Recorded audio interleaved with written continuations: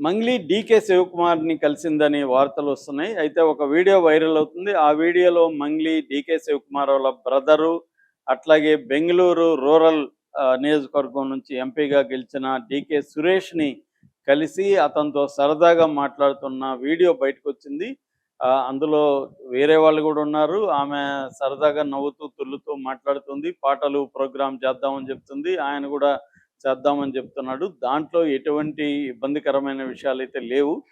పైగా అది నేను పరిశీలించిన మేరకు 10 నెలలకు ముందు వచ్చిన వీడియో. అది ఇప్పటిది కాదు. కానీ దీన్ని ప్రచారం చేసి ఒక కథనాన్నయితే బయటికి తీస్తున్నారు. అదేందంటే రేవంత్ రెడ్డి ఈ కేసులో సీఐడీని పెట్టాడంటే రేవంత్ రెడ్డి కేసుకు సంబంధించి సీరియస్‌గా ఉన్నాడు. బాధితులకు న్యాయం జరగాలని రేవంత్ రెడ్డి గట్టిగా ఉన్నాడు కాబట్టి రేవంత్ రెడ్డిని ఇన్‌ఫ్లుయెన్స్ చేయడం కోసం ఆమె డీకే శివకుమార్‌ని ప్రయోగించి డీకే శివకుమార్ ద్వారా రేవంత్ రెడ్డిని ఇన్‌ఫ్లుయెన్స్ చేసి ఈ కేసులో నుంచి తప్పించుకోవాలని మంగ్లీ ట్రై చేస్తున్నట్టుగా చెబుతున్నారు.